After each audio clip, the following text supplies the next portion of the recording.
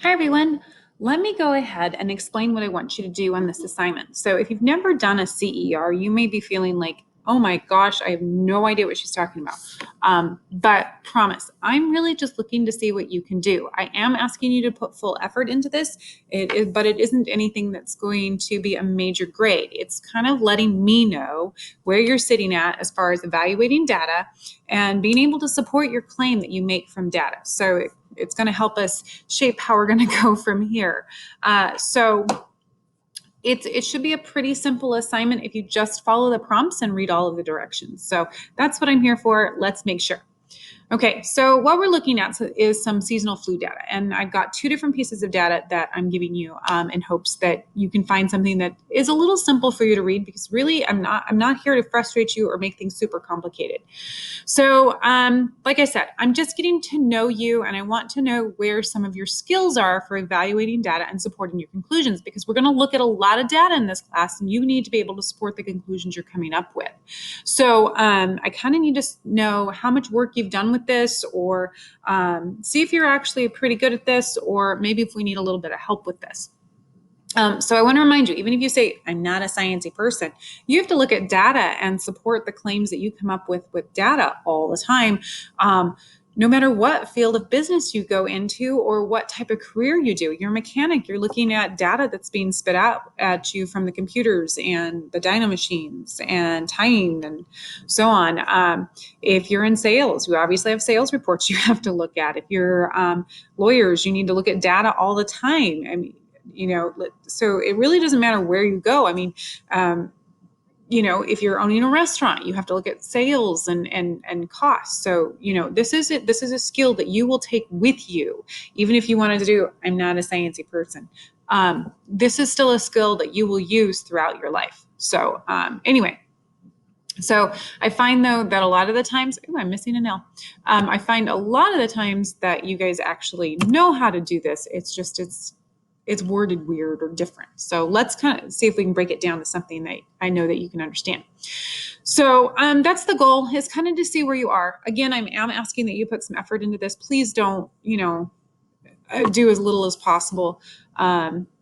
It shouldn't be hard anyway. So anyway, the instructions are, I have inserted two graphs below. I want you to write a CER, that's claim, evidence, and reasoning, about an observation that you make about the data displayed in one or both graphs. Completely up to you. I don't care. You can do just one. You can talk about both. It really doesn't matter to me. If you do not know what a CER is, please don't worry. I explain the steps below, so don't freak out. Okay, so right here you've got a graph that says U.S. experiences worst flu season in years. Now I don't know how great that title is. I'll be very honest. We have just started the flu season, so it does talk about different years. So what you have is you have your red line, happens to be the 2015, 2016 flu season. Your purple line, which is 2016, 2017, orange, 2017, 2018, yellow, 2018, 2019, and then the green, which is 2019, 2020. And so, this is from last year's data. I don't know how complete it is. We'll just put it there. So, and this is about, so if you look at really what this graph is about, it's not this big, huge, eye-catching title. What it is share of influenza tests returned positive per week in seasons 16, 17 to 19, 20. So what that means is the flu season always straddles the new year. So usually starts early fall and heads into late winter, early spring of the following year. So when you look at this is week 40 of the year. And by the way, there's like 52.3 weeks in a year. So week 40 of the year, week 52, this is the last week, and then this would be the new year starting after that into week 20. So not, I know that looks weird and strange, but it's just the number of weeks the year has. So for instance, if we're looking at the 2015, 2016 data, this red line here that peaks and then drops, we can look at the data that's looking like it's at 10% at about, this would be week, see, we're about 6 per space. So this would be about week 5. sitting at 10% of the tests being sent in are coming back positive. So, you know, it really isn't anything complicated. I don't need specific dates. I just need you to kind of look and see if you can make an observational piece of, an observation that you can report and support basically from the data. So this one is, again, flu season by year. And again, it's not complete, and that's okay. I just want you to make an observation. If you don't like that graph, I have this graph here, and I know it's a little tiny, so feel free to, you can blow your screen up like I just did. And this is rate of hospitalization just due to influenza in the 2017-2018 flu season in the United States by age group. So we have the different age groups, and you have 0 to 4 years, 5 to 17 years, 18 to 49 years, 50 to 64 years, and 65 plus. So it says per 1,000 in population. So, we're all the way into 1,000. So like 100,000 people is here. So that's how that works. Okay. So, it's a bar graph. Make some sort of observation. You'll actually be learning while you do it. It's fine. Okay. Then I'm going to bring this back down to probably something more like what you have on your computer. What you're going to do is, once you've made a claim about one of these, and this, if you look at it, you'd be like, oh, wow, go with your first thing. That's fine. It doesn't have to be complicated. You're going to make a claim. Now, for those of you who have never done this before, a claim is just a statement that's going to state your observation. And I don't care what type of observation you're making. You're just going to make an observation about the data that was presented to you in one of those two graphs, or both of those graphs if you can.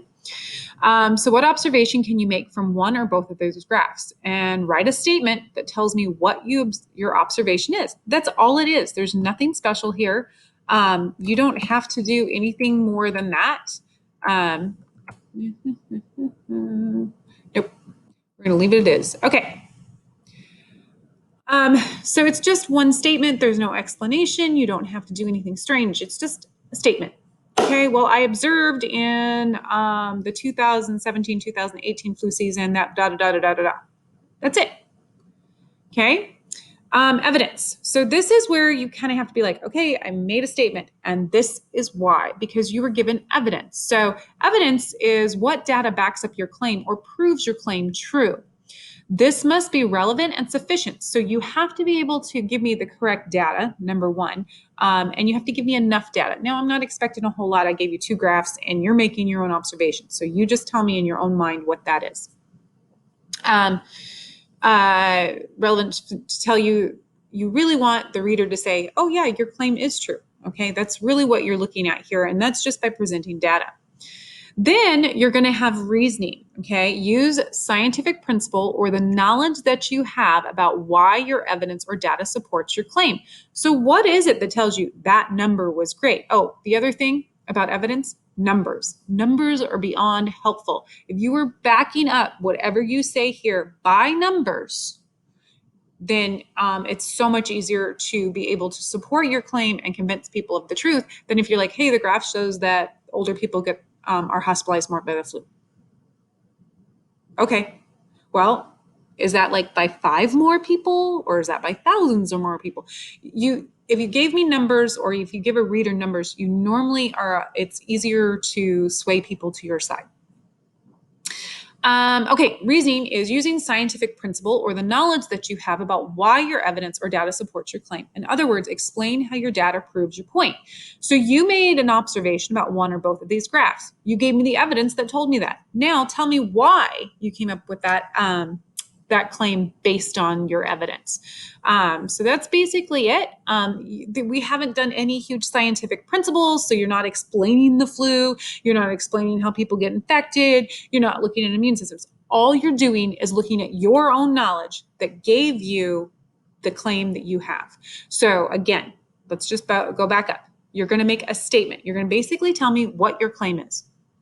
Anything you want based on these graphs, on the data of these graphs. You're going to give me the evidence that told me this claim is true. Again, numbers help. Reasoning. This is the principle or the knowledge that you have in your head that tells you this claim is true. Okay, you're just going to explain to me on how you know that. Okay, that's all. You can say, straight out that, hey, because these numbers and these numbers are higher, that's perfect. You're telling me why. Okay, so observation, numbers that support your observation, and why that observation is true. Okay. The last question is this the first time you have done a CER? Yes or no works fine here. Okay, so I'm hoping this isn't too complicated. If you have any questions, please feel free to ask questions. In fact, I strongly implore that you ask questions. Don't sit there and be frustrated and don't get a score. The other thing, you don't see a rubric attached. I'm really just evaluating what you know, okay, or what you know how to do, not even what you know about the flu. I'm just looking to see if you can look at some graphs, evaluate some data, and then support your claim. That's it. So, but put your full effort in, show me what you can do. And that way we can move forward and know where we need to work. Anyway, so no huge rubric you need to worry about. Like I said, this isn't a huge assignment. This is just, hey, this is what I know how to do. Okay, so we're warming back up and getting back into the science of things. Anyway, have a great weekend. And again, reach out with any questions.